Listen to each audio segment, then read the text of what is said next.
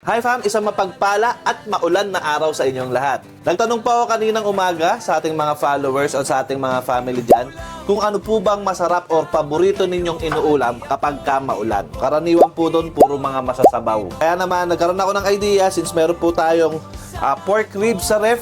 Eto, magluluto po tayo ng nilagang pork. Para sa mga hindi po kumakain ng pork, pwede po kayong gumamit ng baka. So dito po, nagpapakulo na po tayo. Naisalang ko na po to kasi kailangan i-advance eh.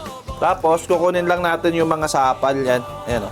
Sibuyas, asin, paminta, buo po, buo. Pamintang dorog. Nor pork cubes.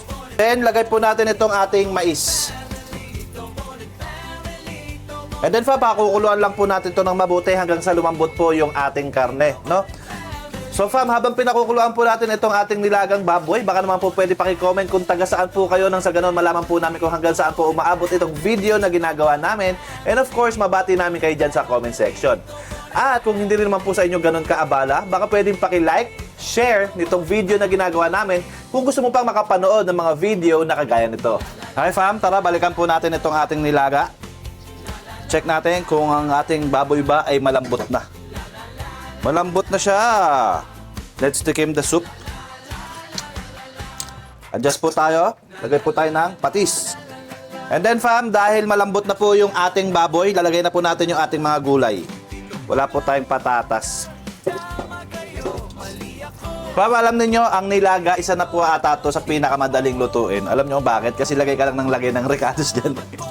Tapos sa bandang ulit, titikman mo lang siya, pang pinali, kasi para siguraduhin mo na okay na yung lasa bago mo ihahain sa lamesa. Pero ito talaga isa sa mga pinakamadaling lutuin para sa akin. Kasi lagay ka lang ng lagay ng mga ricados. Ate Avery at the back. Ayan, natulong po siya sa atin. Siya po naghuhugas ng mga ginagamit natin. Hi! Then fam, ihiwalay po muna natin yung mga gulay, no? Para hindi po siya sobrang maluto. Pangit po kasi yung overcooked eh. Eto fam, luto na po yung ating nilagang baboy. Ayan, uunahan ko na po kayo. Tama kayo, mali ako. This is my own way. You have your own way. Kain na to.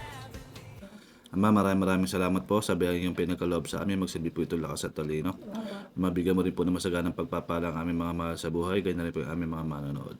Ama, pakiingatan nyo kami. Ingatan mo aming mga mahal sa buhay. Pagalingin mo po si Margo, Ama, sa kanyang karamdaman. Pagalingin mo po ang aming mga mahal sa buhay. Ganyan rin po ang aming mga manonood.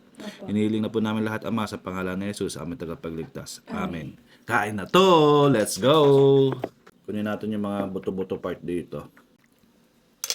Do you have fever? Pagaling na yan, nak. Pag nagganyan na siya. Si Marco po kasi, fam, nagkaroon po siya ng chicken pox. Tama kayo, mali ako. Sobrang lambot. Daddy Pogi, Bawo. anong ulam? Nagluluto, kumakain. Hindi nyo kung gaano kalambot to, guys. Oh. Masarap na samahan, halika na magbonding. Tito Bon and Family, Tito Bon and Family, Tito Bon and Family.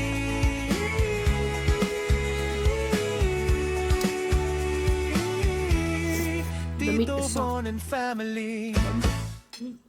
Tama kayo, mali ako. Daddy Pogi, anong ulam? Nagluluto, kumakain.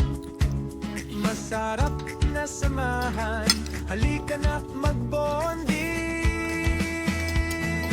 Tito Bon and Family, Tito Bon and Family, Tito Bon and Family.